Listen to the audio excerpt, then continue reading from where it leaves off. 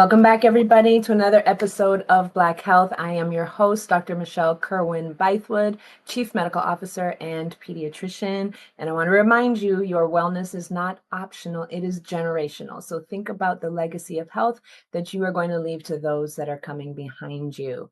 Today's topic, chronic kidney disease, a disease that affects many in the Black community. I'm excited to have here two individuals who are going to share their personal journey with chronic kidney disease. That is Mr. and Mrs. Kerry and Sylvia Poole. I'd like to welcome them to the show. Good morning. Thank you. Good morning. Good morning. Welcome to Black Health. I want to just take a quick moment for you to share a little bit about who you are, what you do, and then we'll jump into kidney disease and your journey. Okay, my name is Kerry Poole. Born and raised in 1965 in Cleveland. Was a standout athlete in school. Decided to follow the footsteps of a close family friend. I joined the military, United States Marine Corps. Had a successful career in the Marine Corps, after which I joined the Metropolitan Police Department in Washington, D.C. Several assignments while there. I protected the mayor of Washington, D.C. Was on the elite SWAT team. And after the attacks on 9/11, I decided to resign and join the newly formed Air Marshal Service, where we protected airliners around the world from terrorist attacks. In 2009, I retired, and my wife and I moved to Miami to set up the mortgage business. Wow, that's quite a colorful career. Sylvia, I know you feel very well protected. I do all the With time. all of that experience. Tell us a little bit about you, Sylvia. So I am a mortgage broker. We have a company called Sunflower Lending. We specialize in residential and commercial loans here in South Florida. And I do that most of the day. I'm also a grandmother. We're, grandparents. So we have our granddaughter here. You might see her in a few minutes. She's over there reading right now. She's only 2. And I also am a mother of 5 children. Let's see, what else? I love to golf. We just love South Florida, and we're so happy for this platform. So thank you, Dr. Jill. Well, thank you for joining us today. Let's jump right into it. Kerry, when did you first learn that something was wrong with your health, and were there any signs and symptoms? Oh, I can't directly point it out, doctor. I would say about 5 or 6 years ago, I started to experience pain in my lower back. And, we as men, especially Black men in the community, we bear it, we grin and bear it. We ignore pain, we ignore certain things. I says, well, I'm getting older. Maybe it's something from my athletic days of the military. And I overlooked it for a long time. Fast forward about 3 years after that, my wife looked at me. She says, honey, you don't look right. Something's wrong. Your eyes don't look right. I was swelling in certain places. My hands would swell. My feet would swell. And I would just chalk it up. Hey, honey, I was out in the garden and I got bit by a mosquito. And she says, no, that's not right. And finally, she called in the mobile emergency people, a doctor and some nurses. They came to the house and they put me on an EKG, and they found out that I was an AFib. Shortly after that, they rushed me to the hospital. And I found out a day later, after they did some tests, that I had kidney disease. And so that's how I found out. So chronic kidney disease is a progressive dysfunction of the kidneys, and the kidneys are used to filter the blood, filter waste, filter excess water from the blood. It also has a role in bone health and red blood cell health. So what we are talking about today, I just want our audience to know, is the progressive dysfunction of the kidney, also called chronic kidney disease. So how did the diagnosis of chronic kidney disease impact your life at the moment that you found out? Emotionally, physically, logistically, how did that land? From an emotional standpoint, it didn't really register. When the doctor came in and says, you've got chronic kidney disease, and I says, okay, what is that? I had no knowledge of what it was. I had to do some research on my own, and through speaking with the doctors, they says, okay, you're in a situation where your kidneys have little or no function. So the next steps are to put you on dialysis. And at that point, they recommended dialysis. Shortly thereafter, I ended up at a dialysis clinic where they put me on what's called the iron kidney. You've seen the big machines, where I had to go in center for 3 days a week, 4 to 6 hours a day. I'm a tall guy, so the dialysis was really tough. It was so tough that it just weakened me. 3 days a week going to in center, I was weak all the time, and we talked to the doctors about an alternative. Fortunate enough for me, I still had kidney function, so they recommended peritoneal dialysis, which is a dialysis machine that you understand, doctor, that they give you at home, and it's a milder form of dialysis. So I ended up on in-home dialysis, and that really helped me. Sylvia, how did it affect you, or how did you react to this news? It really caught me off guard, and you're taking me back to that time because we didn't do our research. And that's the thing that was most painful because I'm like, dialysis, what is that? Fresenius, who are they? Iron kidney, renal, what is renal? We just did not have the information. We were going off of the information the doctors gave us, so we were very vulnerable at that time. The good thing about it was Kerry had a really good foundation. He was healthy. And every time we would meet with the nephrologist, they would say that he's still young, has still lots of life left, and they would like to see him. They made some recommendations to correct the AFib. They suggested doing the in-home dialysis. We didn't even have the discussion about the donor situation at that point. We were just managing this new life with dialysis now. And one of the things with chronic kidney disease is in the early stages, there may be no signs or symptoms as you move from, there's 5 levels, and as you move from the stage 1 to stage 2 to stage 3 kidney disease, there are 5 stages. In those first stages, you may not know, a person may not know. And that's actually happened to 2 family members of mine. All of a sudden, they're told they have chronic kidney disease, and one is stage 2, the other is stage 3. And it's kind of like, well, where did this come from? And how come there were no signs? And we get our blood work done every year. And how did we not know this? How do we end up in stage 2 and 3 out of all of a sudden? So it is something that you want to be looking at, especially in the Black community. We have higher rates of chronic kidney disease. So we do actually need to take a quick commercial break. I was about to launch into another question, but we have to pay some bills. So Kerry, Sylvia, Poole, thank you for joining us, Black Health. We will be right back. We are talking about chronic kidney disease. We'll be right back. Don't go anywhere, everybody. When the last time you had a prostate screening? I haven't done it. What about colonoscopy? I've been thinking about it.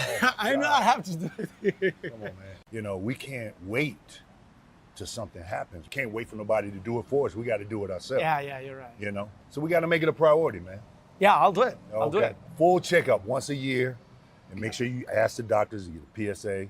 And important, make sure you get that colonoscopy. You're 50 now, man. You got to get that done. Okay. Hello, everyone. I'm Vice Mayor Yvette Colburn, inviting you to Juneteenth Family Day, a celebration of freedom, independence, and history. Thursday, June 19th, 11 a.m. to 3 p.m. at Miramar City Hall Plaza. Bring the entire family for line dancing, art exhibits, and an exciting step show, and so much more, featuring guest speaker Dr. Eddie Claude Jr. Register now at JuneteenthFamilyDay.eventbrite.com. History? Yeah, we built that. Pride? We fuel that. And on August 30th, we run that. 2 powerhouse HBCUs, Howard Bison, FAMU Rattlers, one legendary showdown under the Miami lights at Hard Rock Stadium. The energy unmatched. The culture undeniable. The vibes straight HBCU. Get your crew. You don't want to miss this. Lock in your seats now at orangeblossomclassic.com. Miami-Dade is filled with dreams, talent, love. At the Children's Trust, we are dedicated to nurturing the potential of every child and family with hundreds of trust-funded programs. Find a program at thechildrenstrust.org. I grew up down here in South Florida, so for me, it's a little bit more personal. For the Mesman and Dover Law Firm, it's about community. For us, South Florida's our home. You all are our people. Our family, our future. The difference we'll make for you, your loved ones, your kids, matters. Because to us, it's personal. If you need us, call us 24/7 at 866-954-MORE. That's 866-954-6673. The Mesman and Dover Law Firm, youraccidentattorneys.com. Did you know that about 32% of all items thrown into the trash could be recycled? Recycling right is a big deal for our planet. By recycling right, you're helping protect our planet. The Solid Waste Authority of Broward County is working on a master plan for our future garbage and recycling systems, and we need your input. Please attend one of our upcoming public meetings to learn about the master plan. The same info will be shared at both meetings, so choose the one that works best for your schedule. And your opinion really matters. Help comes in many forms. As a Miami-Dade County bus operator, you can help your community, help those in need, and even help yourself. Operators have the opportunity to earn more than $50,000 a year plus built-in overtime, earn more than 13 paid holidays and vacation days, and take advantage of the tuition reimbursement program. Plus, qualified new drivers will receive a $5,000 sign-on bonus. Become a driving force in our community. Apply now at miamidade.gov/busdriver. Welcome back. You are watching Black Health, and we are talking about chronic kidney disease with Kerry and Sylvia Poole. So, Kerry, what lifestyle changes did you have to make after you were diagnosed? Well, I would say, doctor, after I was diagnosed and they put me on dialysis, there was a big shift in how I could do certain things because I had to plan for the dialysis. There were a lot of things that I just couldn't do that I took for granted. And so after about 6 months, I kind of grew accustomed to doing the dialysis, and I was able to do certain things between those times. But it was tough. It was really tough in the early stages. Did you have to make any changes, like in the foods that you were eating? Oh, Protein? yes. Some of the things we don't learn about in our community, I had to cut out salt. I had to cut out processed foods were the big thing because, of course, ultra processed foods are a problem. Red meat, things like that. Generally just had to clean up the diet. Things that we take for granted that we eat every day that's loaded in our foods, like sugar, like sodium, things like that. I had to completely cut out. So it almost made almost had to go vegan, because there's salt and sodium and everything, as you know, doctor, and that was a change for me. You get creative. But what it did though for me was that I began to lose weight. I began to feel better, although I was on dialysis. Those food changes, just those minor food changes, really helped. And of course, my labs were favorable. Okay. Well, Sylvia, how about you? Did you find that you had to make any changes in your lifestyle as the wife of somebody with chronic kidney disease? Okay, so as a donor or before donor? Which one? We're going to get to the donor next. So before donor, my goal was just to stay healthy. So lots of water. My doctor would tell me as I would go in for labs and screenings, lots of water. My labs were coming back really good. No, I didn't have high blood pressure or any of that. So I'm not really a meat eater, but just eating clean with fiber and fruit and probably a little more chicken than usual. Okay. So let's talk about the donation. When did the conversation come up and how did you feel about it? And Sylvia, when did you start thinking that maybe you might be able to be a donor? Ooh, two-part, doctor. We were called in to the transplant center with a group of patients. And I think they were all kidney patients. And we did like a round table. We had the surgical team there and they discussed, pros and cons of a living donor, the whole scenario, what we need to start looking at being a donor. I mean, being at that time, a recipient. I wasn't even thinking about being a donor. But when they started talking to us about the differences with a live donor and a deceased donor, I started getting concerned. Because they started really covering some issues that was concerning. Most of the donors that they were getting were deceased, and they were mainly drug overdoses. That was a high number of donations that were coming in that way. And so they explained that the kidney would have to be treated in the recipient, which was very concerning. So if that deceased donor had, what was it, hepatitis? Hepatitis. He would have to be treated for hepatitis. Same thing with HIV. Same thing with any type of illness. And to me, it was like, oh wow, we need a live donor. But it didn't hit me yet that I would be that live donor. I just started pivoting to, we need a live donor, and that was like an awakening point. And I'll make it short. So a few weeks later, he had to go to VA because he was also on the recipient list for VA as well as Jackson. And I didn't go. I think I had appointments or meetings and I just couldn't get away. It was just a 2-day trip for him to go there to meet the team there. And they said that I could change my role from caregiver to donor. And Jackson never told me that. They told me that once I'm a caregiver, I can never be a donor. So I had sort of mixed information. I had mixed information. So I started researching and I read an article on Jackson's newsletter where they did a transplant for a husband and wife. And later the wife had a baby. And I'm like, well, I'm not quite 60 yet. Maybe we can do this. Yeah. So I called our nurse coordinator, his nurse coordinator. I said, hey, I want to be a donor. She says, well, I don't know. We'll check it out. You might not be eligible because you're the caregiver. I'm like, well, I'll give up that role.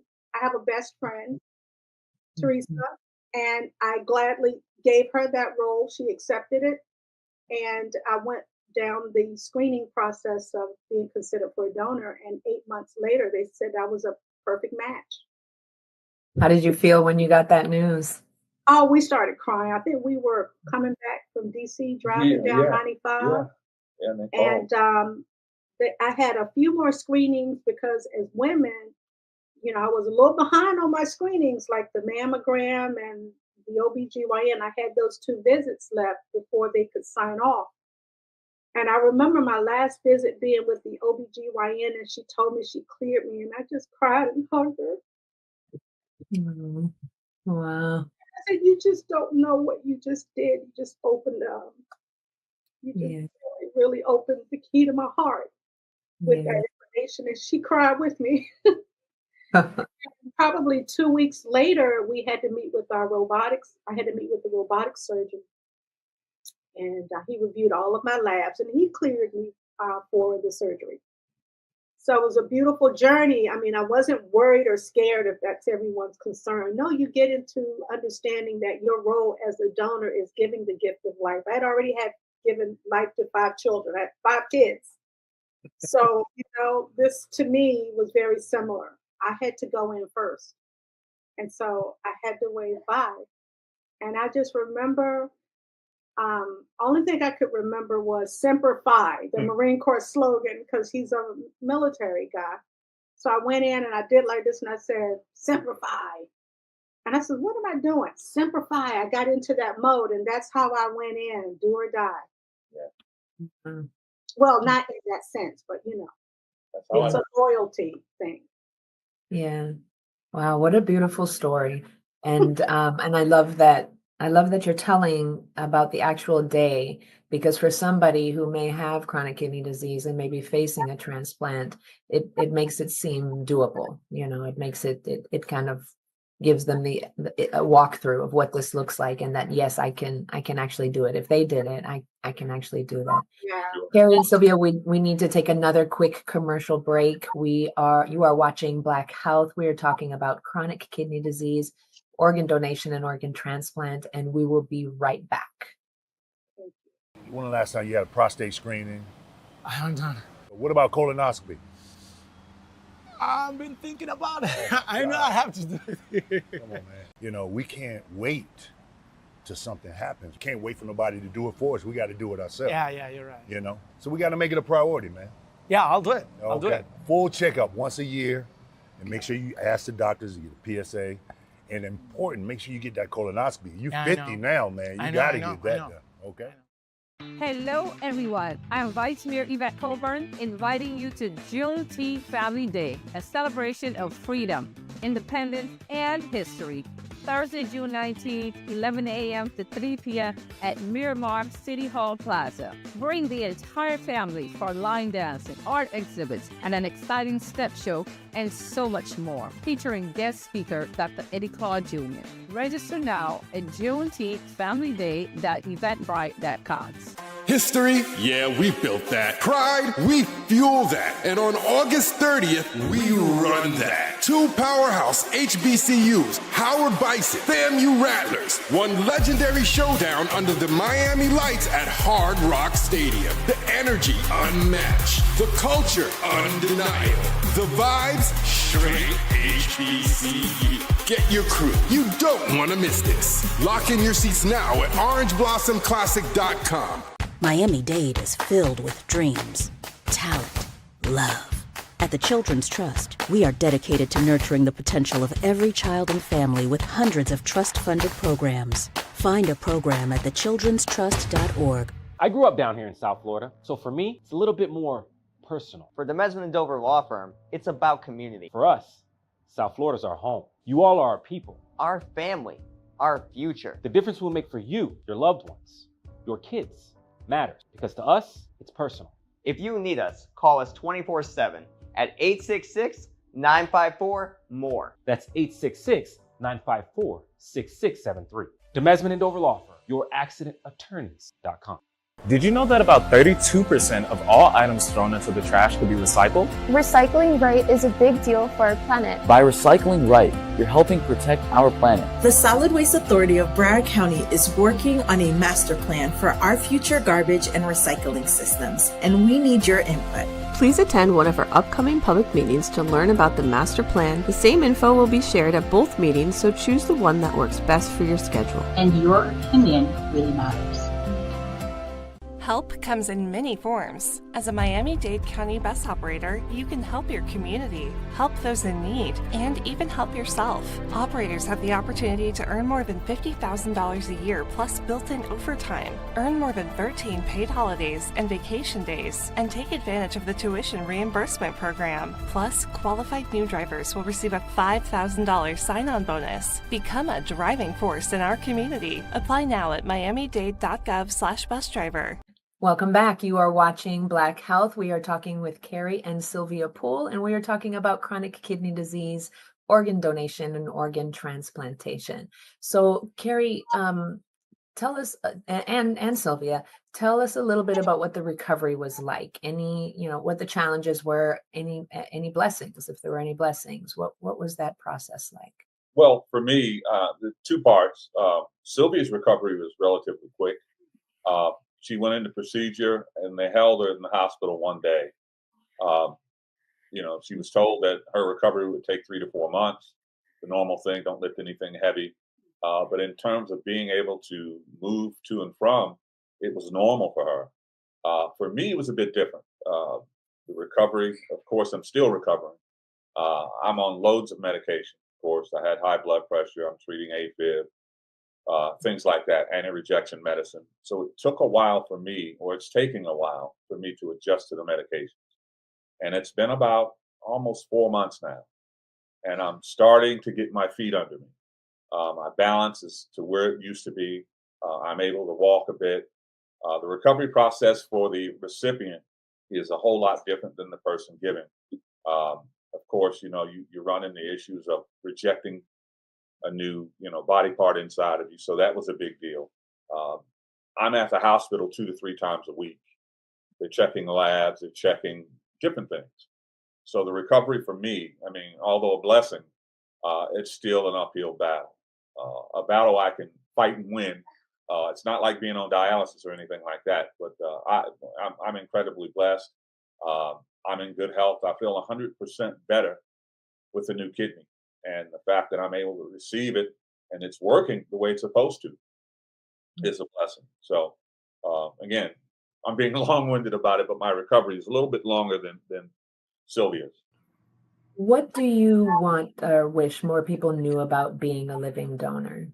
Okay. Well, that well, and I had to do the research too, and it gave me peace of mind being a living donor. In addition to speaking with the doctors, that you're going to donate a kidney, but you only need one kidney. And what happens when you donate that kidney, like they took the kidney from the left, so my kidney from the right is going to grow. It's going to grow at least 25%, which will give me at least 75% function. I was already at 98. You're never at 100 from what I'm told by the nephrologist, but she said that my kidneys were in really good condition. So at 75% is more than sufficient to handle my body and capacity. However, I do have a responsibility now as a donor with one kidney to eat right because I have one kidney. So I was told I couldn't eat oysters or raw seafood anymore, like sushi. I love sushi, so there would be some things I would give up. But to me, that's not a problem. So it's just I've been eating a lot cleaner. I feel a lot better. The weight is managed better as well. So I just feel like it's full circle in terms of getting healthy. So Kerry, last question. Somebody today is facing CKD. They're watching this, considering becoming a donor or getting a donation. What final message do you want to leave with somebody in any of those situations? Giving a gift of life is the most wonderful thing you can do. There's nothing to be afraid of. The procedure is almost 100%. Again, I mentioned before, you don't lose any quality of life by being a donor, and you get to save a life for the recipient. Even if you can't do it directly to a family member or a close friend, there's a network where you can give and you can get a kidney in return. I'm sure you know about that, doctor. But I would just say there was nothing to be afraid of, no fear. Okay. Well, thank you so very much for sharing your story, your journey. I think you have really made it clear in people's eyes and in mine too, that somebody can do this. I can do this. I feel after listening to you that if I needed to, could actually donate a kidney. And that seems like a daunting thing. But I think when you're in a position where it's somebody that you love and a life that you really want to save, that you rise to the occasion. And Sylvia, it sounds like that's what you did. So yes. Thank you so much for joining us on Black Health. We appreciate your time. Thank you for having us. Thank you. And for those of you that are watching, thank you for watching Black Health, and we will see you next time. Take care, everybody. Bye.